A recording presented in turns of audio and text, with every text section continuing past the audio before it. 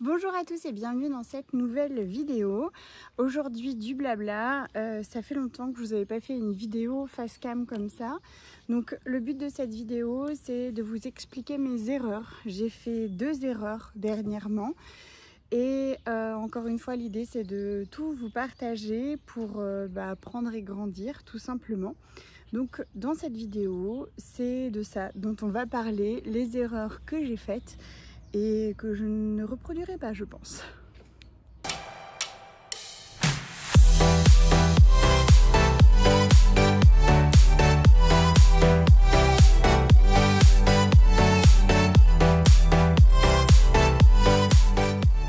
Alors, je clôt le suspense. Quand je parle d'erreurs, ce ne sont pas des erreurs monumentales, dramatiques ou graves, pas du tout. C'est des erreurs que je vais pouvoir rattraper. Mais l'idée de vous montrer ça, c'est de vous faire comprendre déjà ce qui va se passer au cours des prochaines semaines, mois et années, ici chez nous, au repère des poilus.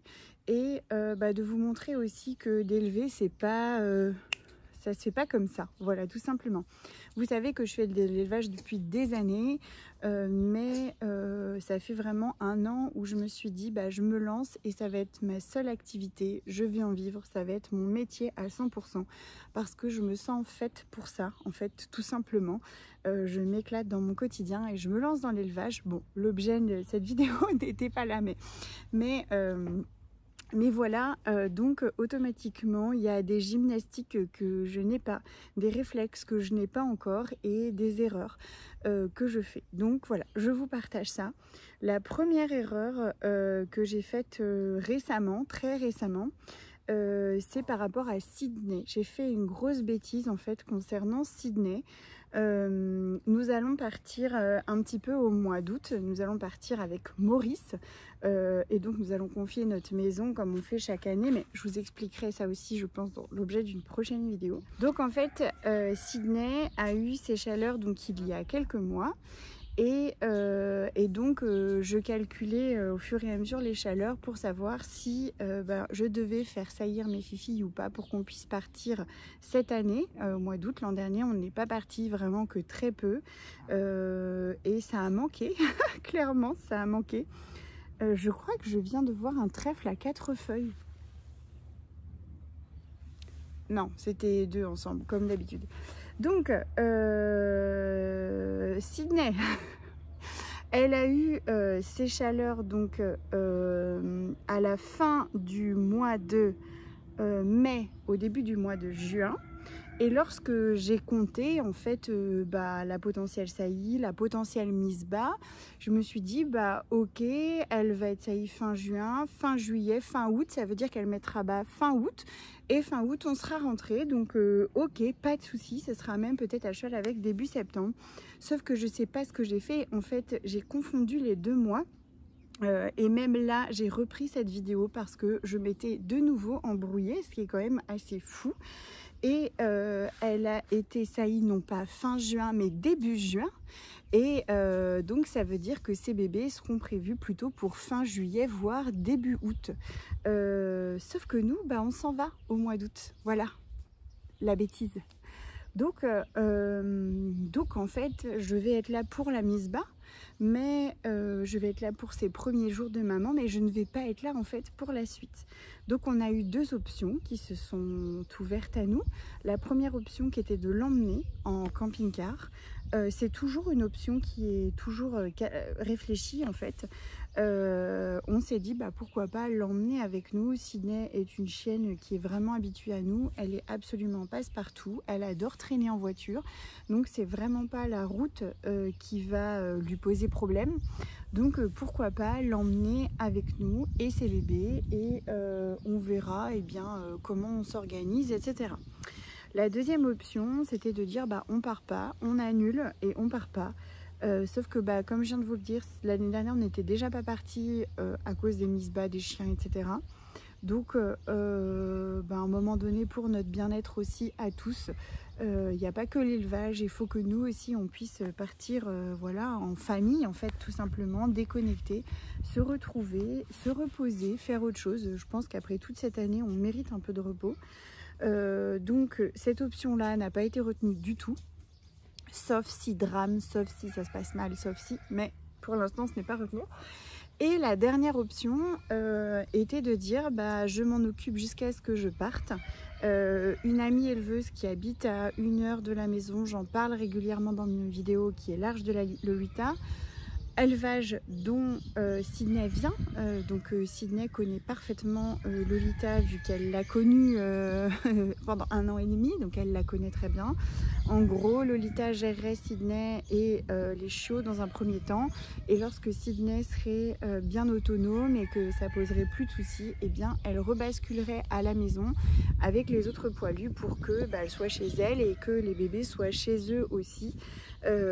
Voilà, la personne qui va s'occuper des animaux, je lui fais confiance pour s'occuper des animaux, mais pour des si petits chiots, il faut vraiment une surveillance accrue, et pour le coup, il faut des années d'expérience, et bah, je pense que Lolita est plus au point, en fait, tout simplement.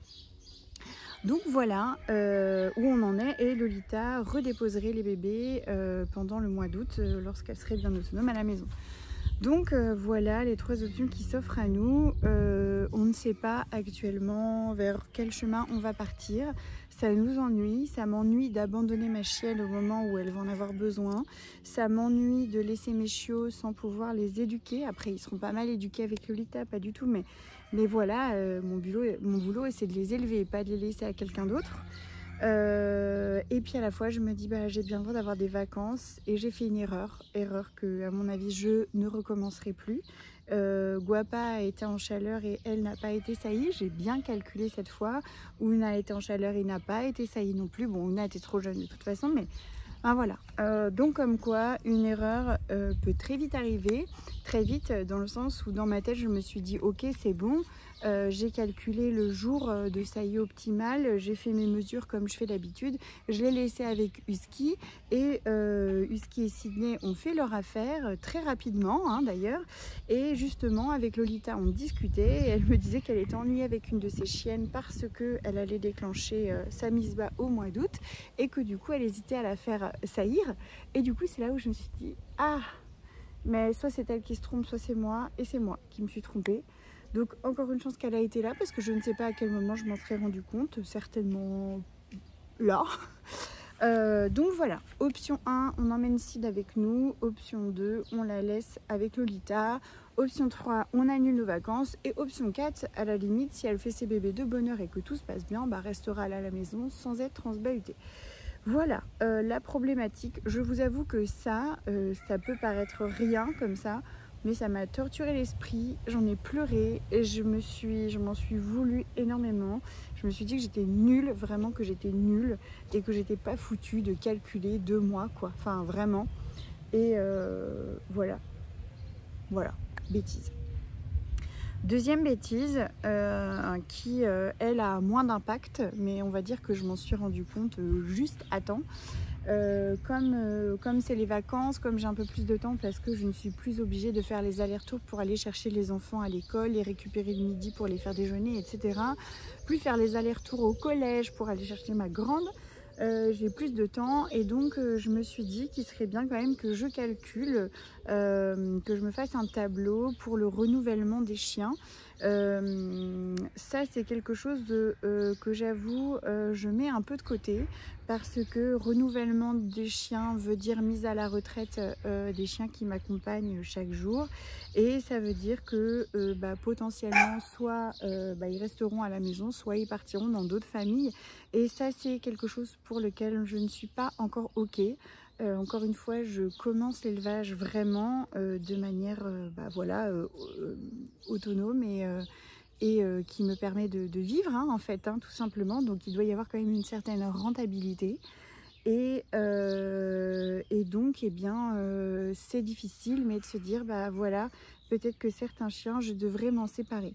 Après pour eux c'est pas forcément un mal non plus, dans le sens où ils vont aller dans des familles où ils vont être coucounés, et encore une fois je prends que des familles que je connais, qui sont autour de nous, et je peux avoir des nouvelles quand je le souhaite et les voir quand je le souhaite. Mais voilà, cette idée de je prends un chien, je l'élève, je l'aime de tout mon cœur, je m'en occupe tous les jours de ma vie, et quand il a 7-8 ans, eh bien je lui trouve une autre famille. Ça c'est quelque chose, enfin 7-8 ans, c'est vieux 7-8 ans, mais voilà l'idée, parce que en gros j'ai mis à la retraite, après je me dis il faut vraiment que je trouve une solution pour eux, et le temps de trouver la solution, bah, ça met des fois quelques années et ça me pose pas de problème. Et en vrai je me suis toujours dit que si je ne trouvais pas de solution pour mes chiens, bah, ils resteront vers moi et ce sera pas dramatique. Au niveau de l'élevage, j'ai le droit d'avoir jusqu'à 50 chiens à la maison, donc autant dire que je peux garder quelques retraités, c'est pas grave en fait, mais je pense que pour eux c'est mieux d'aller dans des familles, d'être coucounés tout le temps et pas quelques heures dans la journée, et d'avoir voilà, une vraie vie de famille et pas avec tout un tas de chiens autour d'eux. Encore une fois, il y en a qui, certains chiens ne supportent pas trop ça. Bref, je suis en train de m'égarer sur le sujet de base, comme quoi je suis pas encore ok vraiment avec ça, vu que j'ai toujours besoin de me justifier à ce sujet. Donc, même si on ne parle pas de départ de mes chiens, on parle tout simplement de mise à la retraite de certains chiens. Donc, je me suis fait un petit tableau Excel avec le nom de chacun de mes poilus, avec leur date de naissance, s'ils avaient eu ou pas des césariennes et la date à laquelle j'estimais leur fin de reproduction. On va dire ça comme ça, leur fin de carrière de reproduction. J'ai vraiment l'impression que c'est un trèfle à 4 feuilles. Mais c'en est un. C'est le premier de ma vie que je trouve. J'en ai jamais trouvé. C'est le tout premier de toute ma vie. Et devant vous. Oh, je suis trop contente. Je le garde. Je le garde très précieusement. Espérons qu'il nous porte chance. À vous aussi, je partage. Donc je ne sais plus, oui, j'ai fait donc ce tableau, je ne vous le partage pas parce qu'il est franchement pas joli, je suis pas très douée en Excel, et donc j'ai fait un tableau, voilà, tout basique, et en fait je me suis rendu compte de plusieurs petites choses. La première chose, j'avais anticipé le départ d'Anna en gardant une fille de romance, donc en gardant Utopie.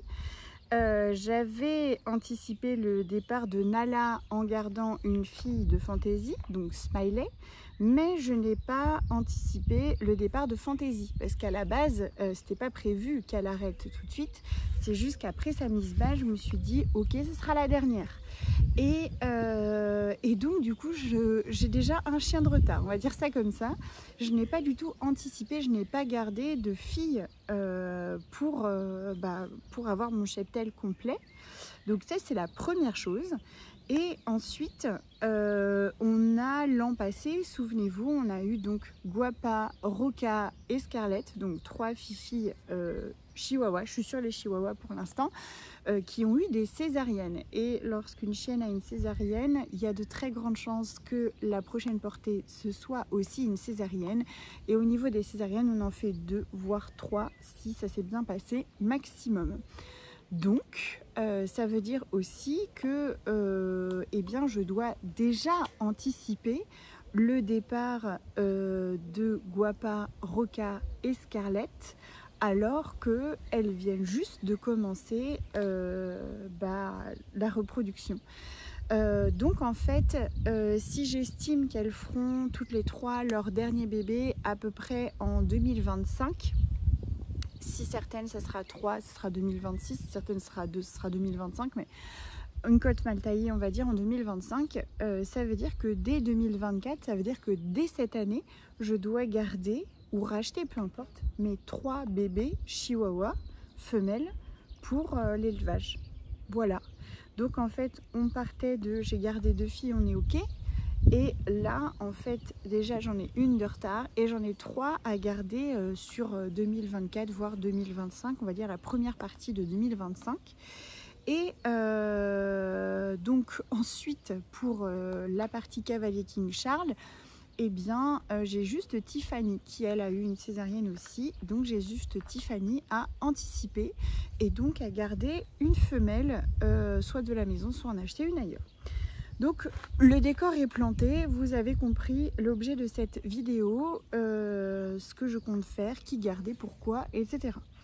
Donc l'idée première là, ce serait de trouver une femelle d'à peu près 1 an, 18 mois, on va dire en âge ou presque de reproduire, pour remplacer, alors qu'elle est encore là, juste devant mes yeux, mais pour remplacer à la reproduction, on va parler comme ça, et pas remplacer dans la maison ou dans mon cœur, mais remplacer à la reproduction, donc fantaisie. Donc oui ma fille, c'est de toi dont je parle. Donc je recherche une femelle chihuahua poil long.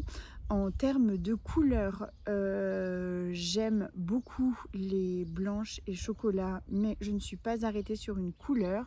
Je regarde aussi beaucoup la génétique, parce que chez le chihuahua, c'est pas comme chez les cavaliers où on est sur 4 couleurs. Le chihuahua, c'est un panel immense de couleurs.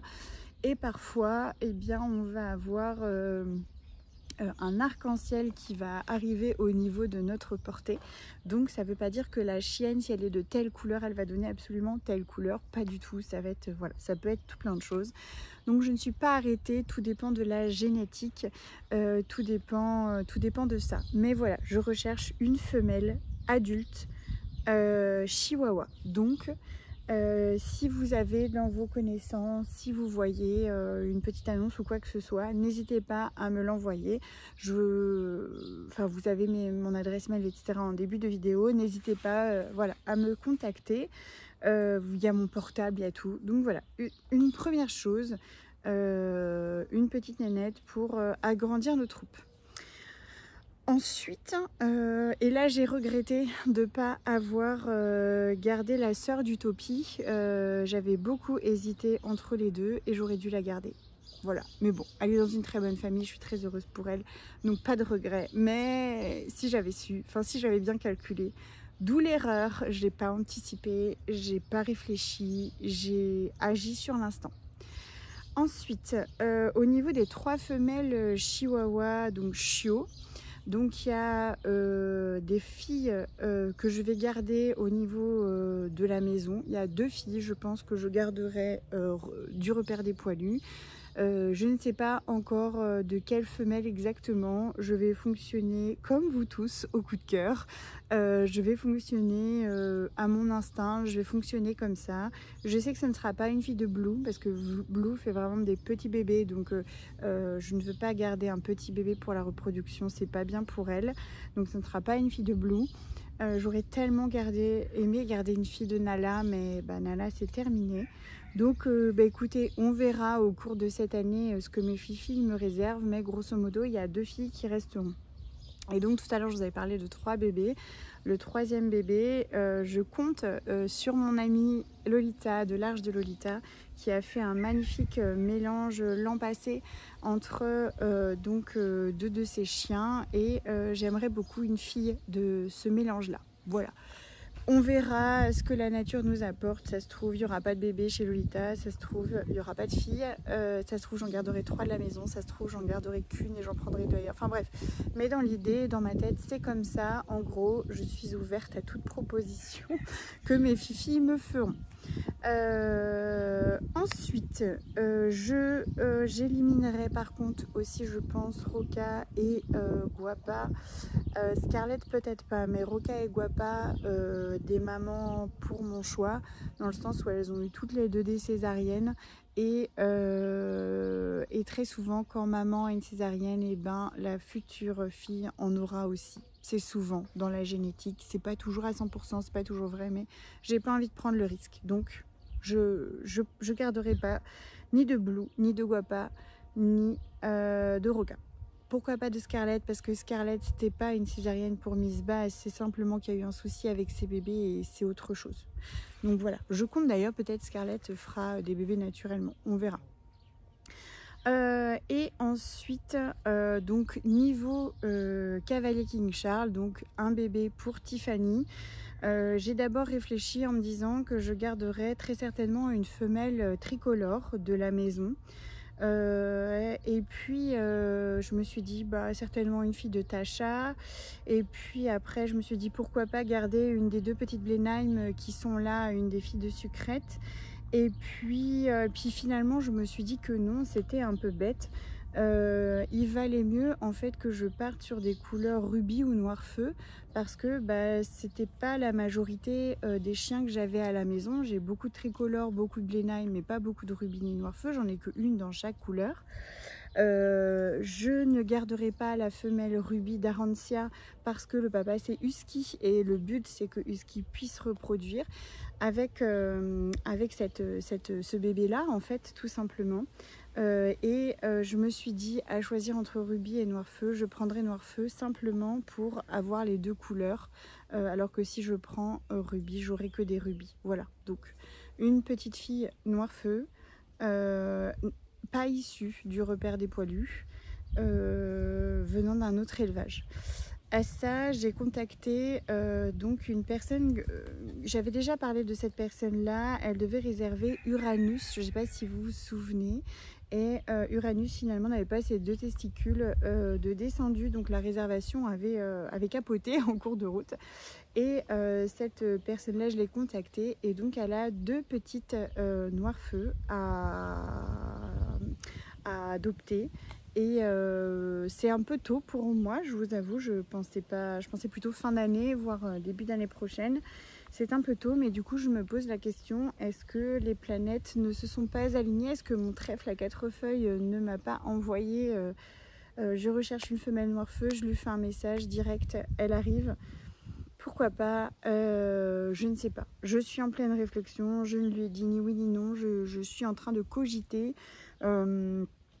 L'une porte un prénom que j'aurais aimé donner à l'un de mes bébés s'il restait à la maison.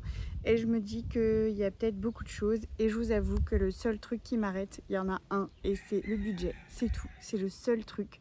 Parce qu'évidemment, tout ce que je vous annonce là, c'est beaucoup de dépenses. Ça fait, si tout va bien, 3 chiens extérieurs à acheter et 2 chiens à garder à la maison. Donc ça fait encore un billet tout ça, et voilà, c'est ce qui m'arrête, le seul truc. Sinon je lui aurais dit déjà ok, j'arrive, je viens la chercher. Donc voilà, je suis en pleine réflexion, et je vous donnerai des nouvelles au fur et à mesure de tout ça. J'aimerais votre avis, savoir ce que vous pensez de ça. Est-ce que mes mots vous choquent? Est-ce que ça vous excite d'avoir de nouveaux poilus à la maison? Est-ce que vous êtes pressé de les découvrir? Est-ce que vous avez envie de les chercher avec moi? Voilà, tout ça. Voilà. On en revient toujours au même, l'argent, de toute façon, c'est le nerf de la guerre dans plein de choses. Et j'ai ma machine à coudre qui est en train de me lâcher, je vais devoir me racheter une machine à coudre. Et voilà, ça fait beaucoup d'argent tout ça encore. Et puis mon porte-monnaie, il est genre pas extensible quoi. À un moment donné, il n'y a plus. Donc voilà, écoutez, j'espère que cette vidéo blabla vous aura plu. J'attends vos commentaires, j'attends vos petits pouces bleus, j'attends que vous vous abonniez, et je vous dis donc prenez soin de vous. À bientôt pour la prochaine vidéo, et c'est pas dans le même ordre que d'habitude. Et je vous embrasse, je vous fais plein de bisous. À bientôt. Allez, des bisous.